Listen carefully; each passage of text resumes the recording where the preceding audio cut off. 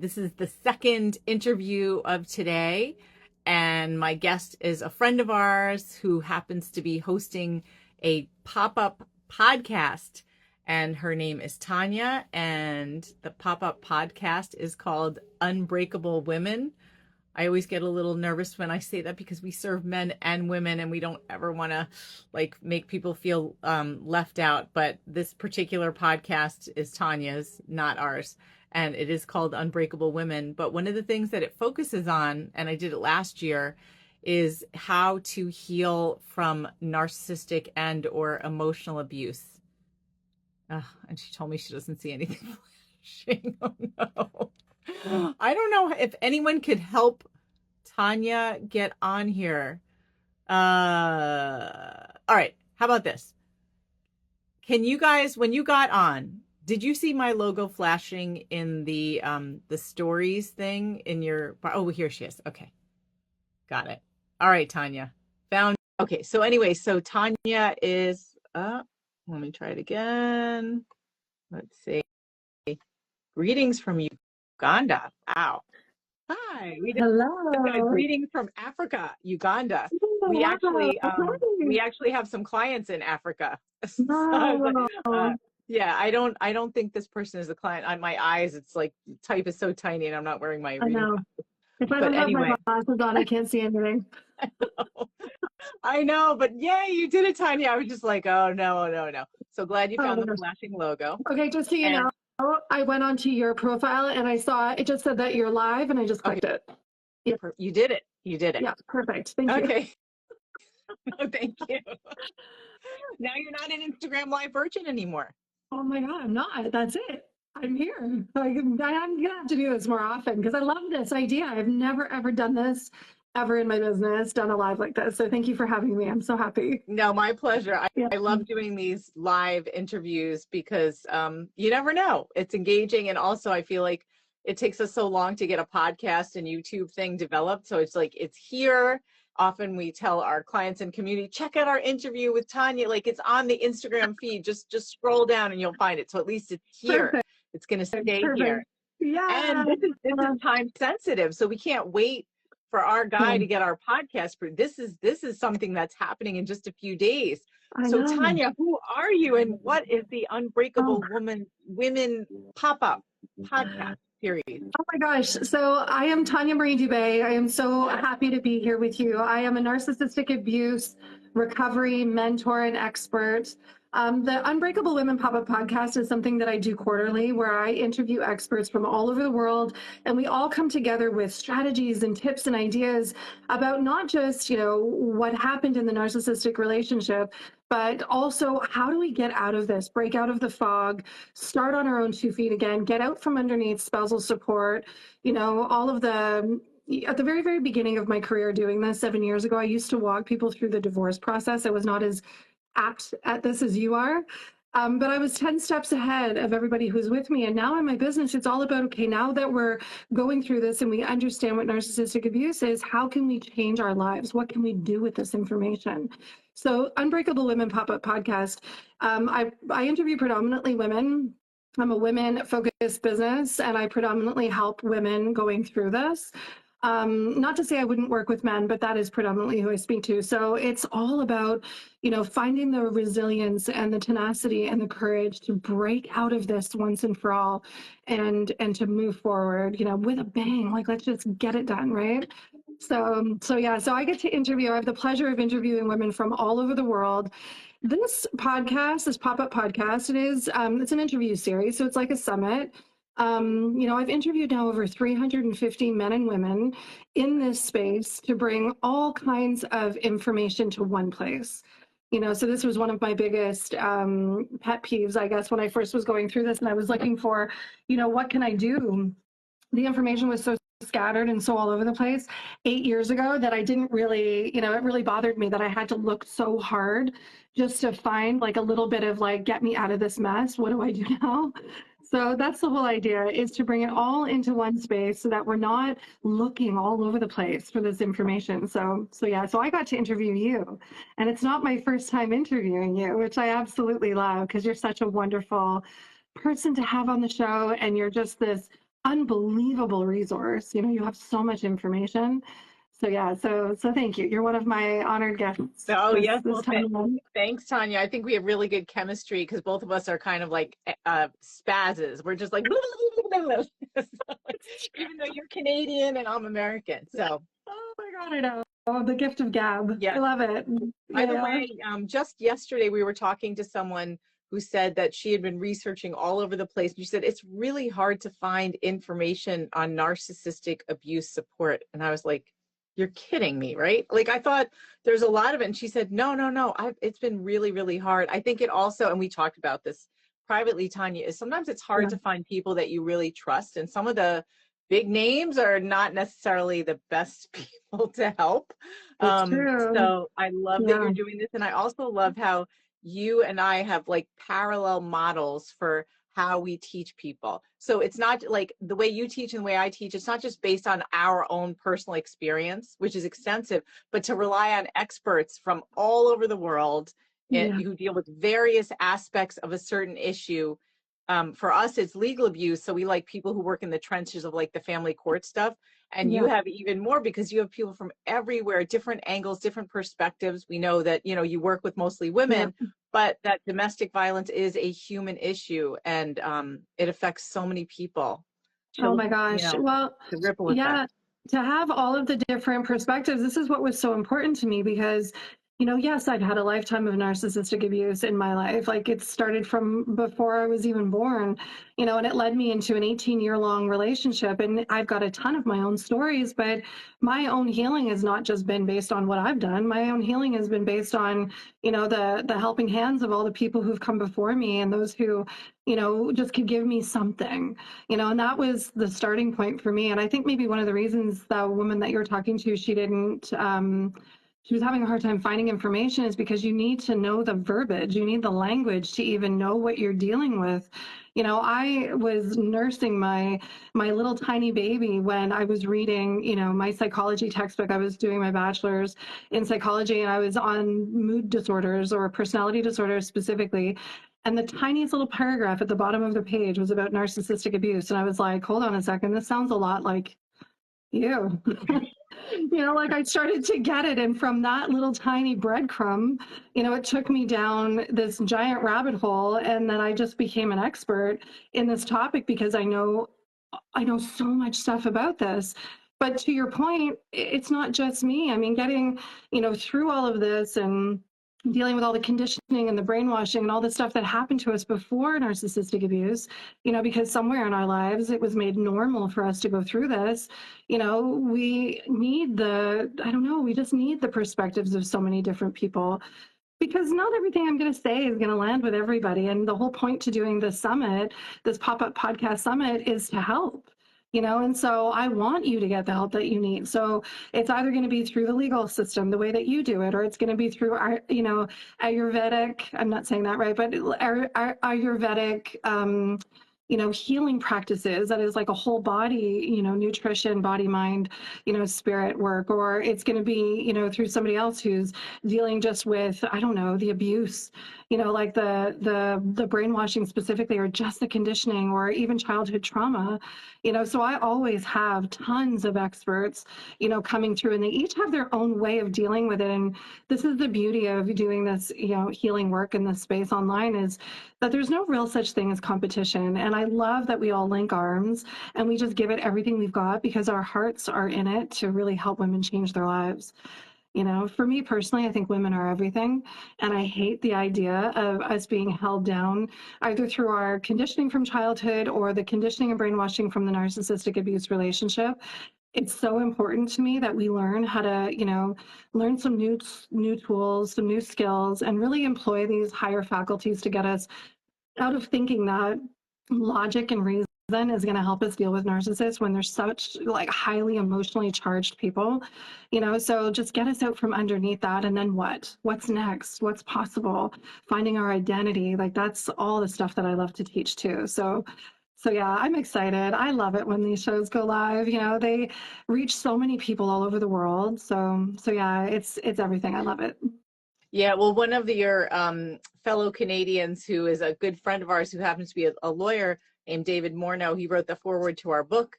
And we're good friends. We were just talking the other day, and one of his things is how sometimes people who have been through these situations kind of live in their victimhood still. Yeah. It just like cycles around about how bad it is. And at some point you get in this loop, but what you focus on and what I focus on too is like, okay, like we get it. And that's its own process, but like, what are we going to do about it?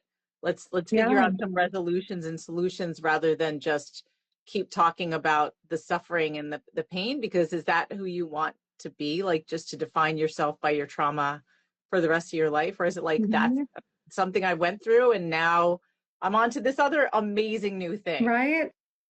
Well, I believe that, like I grew up with a narcissistic mother and I was born into the foster care system. And she basically fed me over to a pedophile narcissistic husband, and so I went through all of these things. And for the longest time, I had this feeling inside of me that I just wasn't worthy. I wasn't good enough. And that I was literally cursed. I was like, am I ever going to be able to pull myself out of something like this? Like, I just didn't know what direction to go in.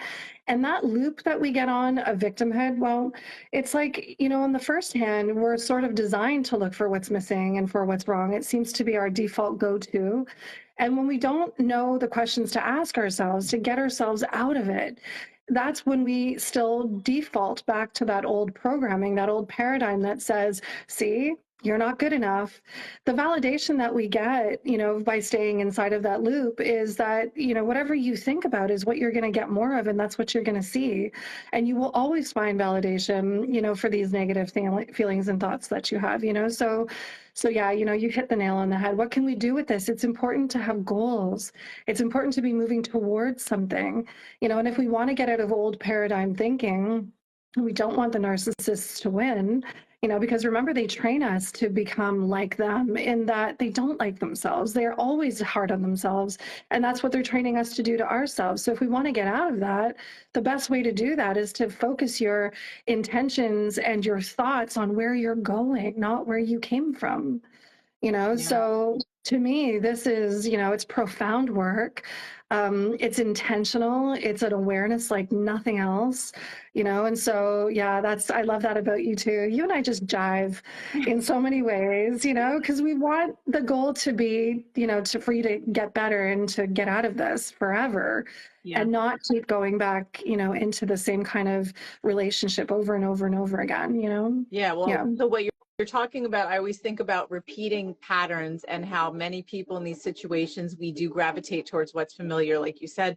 And so we repeat it. And I know in our community with the legal system, one thing, and I think we talked about this in one of our prior interviews, that people sometimes don't recognize they're doing is when they've been in a coercively controlling relationship, and this is men or women, in a lot of ways, you've given your authority to that other person, not consciously, but it's just happened.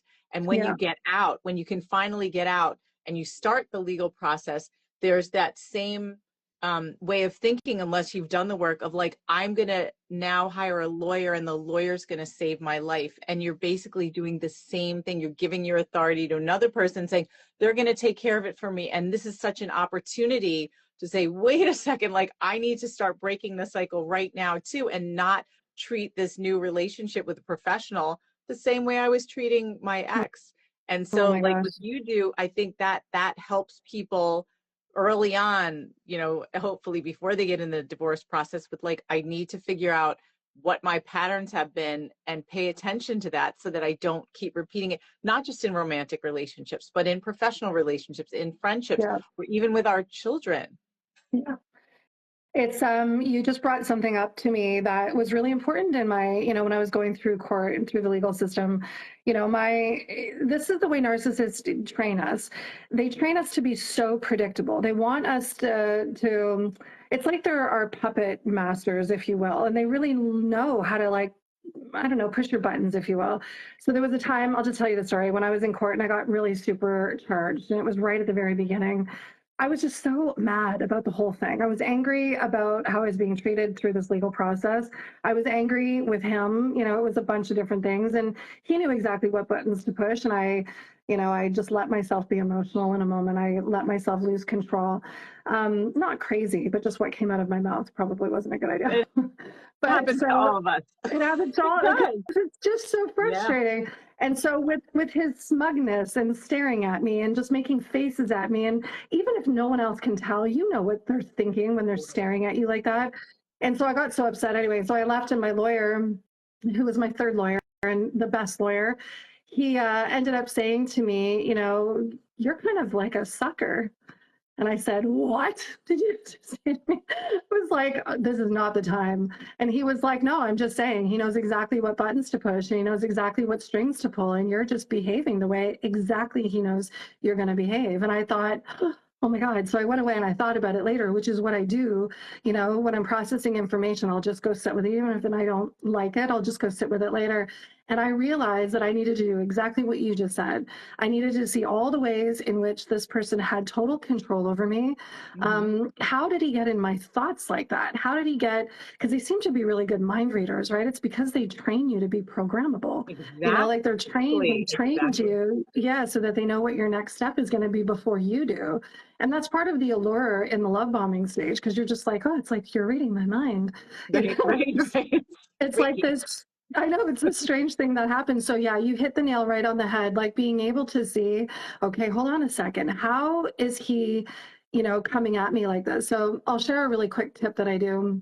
I teach all of my clients to do this. This has been done by hundreds and hundreds of people, you know, to create like a 3-column chart, super simple. The first column, you're going to write down what all your triggers are, all of the things that just get you going, whether it's an email from him or from her, whether it's an email from the lawyer, whether it's just he's coming over and he's not supposed to be there.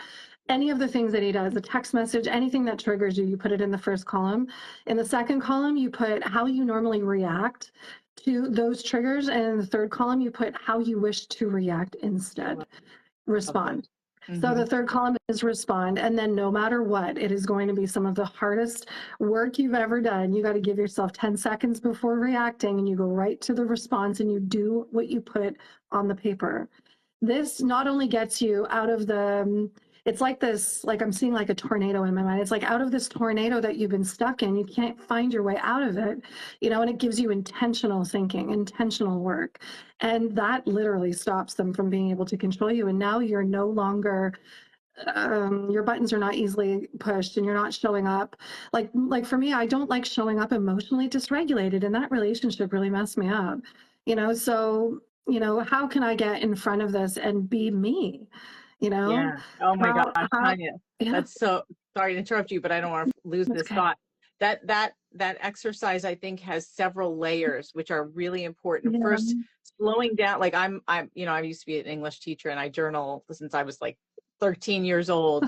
I have dozens of journals, but the act of writing, handwriting in particular, forces you to slow down and forces you to be more deliberate, and it also forces you to reflect. And having that to look back on, again, with the intention, like you have a plan. So it's not like as you get triggered, you just revert back to your thing. You know, what you always do, you have something else that you have a choice of doing without having to come up with it in the moment. Yeah. And it just, it's just so healthy to have something like that, because you are thinking in the moment. And the most important thing about an exercise like that is, I think, by you doing that type of exercise, you're committing to yourself. And that's how we learn to trust ourselves again, because we've lost trust for ourselves. We always say, I'll never trust anyone else again, but really it's ourselves that we feel betrayed by. So this is an activity to do, to start saying, this is what I'm going to do differently. Can I still be loyal to what I committed to do? I took the time to do this exercise. I thought through things carefully. Can I honor what I promised myself to do? And even if you mess up, but you keep trying. Like, I love that exercise. Oh my gosh, I messed up a lot. You know, like it was really hard for me. I'm a Taurus, and I'm stubborn, and I'm, you know, like I have a mouth on me. Taurus. I love Tauruses. I love stubborn people.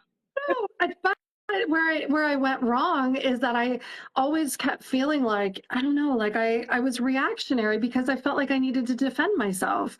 And the best way you're going to be able to defend yourself is when you get that emotional stability again, because you choose, you know? And so, that was such a big thing. And then slowly that energetic connection between you and your narcissistic abuser starts to fade because there's nothing here for them anymore. Yeah. You are no longer the source of their, like we always call them emotional vampires, because they just literally feed off of our emotions. But when they have nothing, there's nothing left there, because now you've not only got the distance from it, but you're doing this kind of work. There's just nothing for them. They just sort of vaporize into the universe. Just be like, go away.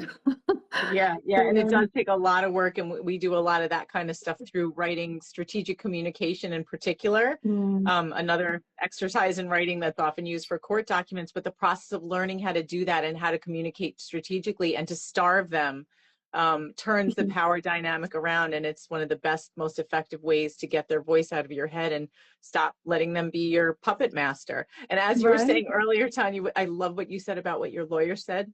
He gave you like the harsh reality check. But maybe you should think about renaming your summit, like Stop Being a Sucker. Well, that was definitely like, come on, really, right? I mean, it rubbed me the wrong way. Like that's what it is like, do you want to stop being a sucker? Because we all have had that happen, not to blame us, but they know how to make us suckers. Like, do we want to keep being a sucker or not?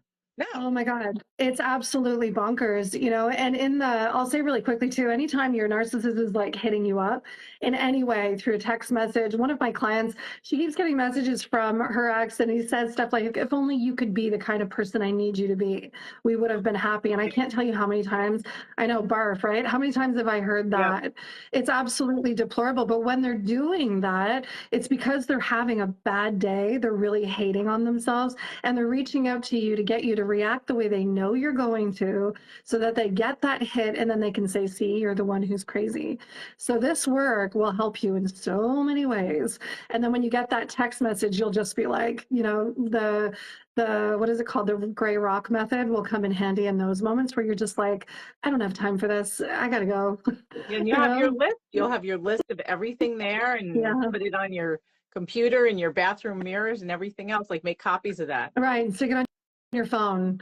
Right. Yeah, for sure. Right. Oh my gosh. Yeah. It's super helpful. Yep. So Tanya, tell us when this starts and how people can access it. Can join. Okay. So, well, you have your link, right? So I would love for people to sign up through you. So I don't know where do you keep your link right now? Is it in your bio? Written. I will put it in my bio. Oh, okay. Perfect. I'll put it under this thing. I have it in the little email and I'll put it in that and Okay. I got it. Okay, amazing. So it's Unbreakable Women is the name of the podcast. And then it's going to start on Monday, September 30, and it runs to October 7. So I'll be dripping out. Well, the videos go live at 6 a.m. and I'll be dripping them out every single day, about 2 videos a day. Pacific, not Eastern. Pacific, right? Yeah, thank you. Uh-oh. Yeah. Okay, it just froze for a second. So we said, okay. Yeah, videos start at 6 a.m. Pacific. That's 9 a.m. New York time. Yeah, there you go. And so it starts on Monday, September 30. Every single person who comes on this show, I always give them the opportunity to offer a free gift, something that will get you on your path with whatever it is that we were talking about in the interview, whatever it is that they specialize in. And it's something for free so that you have something to start out with.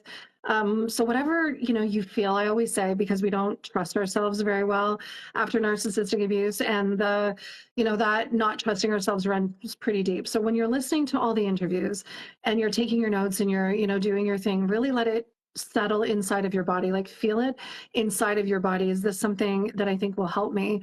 And getting really quiet with those kinds of thoughts, you can never, ever go wrong. You'll always be led in the right direction. So there's something free for everybody. Download them all, get started with whatever you want to do, but you have to register for it to have access to that, like, swag bag, I call it, the goodie bag. So Lisa will put the link out there for you, and I can't wait to see everybody on it. I think, and hearing the feedback too, I've heard, we've now gotten in front of over, I don't know, I always say over 800,000 women. I think it's closer to 1 million now of women all over the world. And the feedback that comes back from all these different projects that I do, these pop-up podcasts, these summits, is just profound. Women in all parts of the world sometimes we just don't know what we don't know, and we don't know that we have choices and options. And one of my clients even said to me, Tanya, you just blew my mind. I didn't even know that I had I didn't even know that I could choose my own thoughts. Mm. Like that's how Isn't bad that the crazy? conditioning can Like be. just listening Yeah. to that, like I didn't know that I could choose my own thoughts. Like, Yeah. wow. Isn't that crazy? Like we just think that the thoughts that we're thinking, we have upwards of like 70,000 random thoughts a day, something like that. Between 70 and 80,000 random thoughts a day, and 85% of those thoughts are regurgitated thoughts. So when we give ourselves something to focus on, like the intention, I can handle this, I can handle this, I can handle this, and you do visualization, seeing yourself succeed. I mean, this is not new. This is something that every Olympian and athlete does all over the world before they play games. They run that game over and over and over where they're winning. There's magic in that vibration, so give yourself the thought. You're creating a new neural pathway in your brain. And then every, thought you have, every feeling you have, every action you have, keep it in alignment with that, with the thing that you're working toward that you can do. Each one of us knows that we're made for something more than this. This cannot be all there is to life. So let this be a lesson, that we learn going through this. It's a chance for a do-over. You get another shot at creating what kind of life that you want to live. And it all starts with, a pop-up podcast and interview series like Unbreakable Women. So Yeah. I can't wait to see everybody there. Yes. Yeah. Me too. Well, thank you so much, Tanya. And I just realized I have to send some stuff over to you that I haven't sent over yet. But yeah, I thought I'll put the link in our little like in the caption, and people can register there. And see you soon. See you Monday. Oh my gosh, I can't wait. Thank you so much. Thank you so much. I'm so happy to be here. I'll talk to you soon. Bye. Okay, ciao. Bye.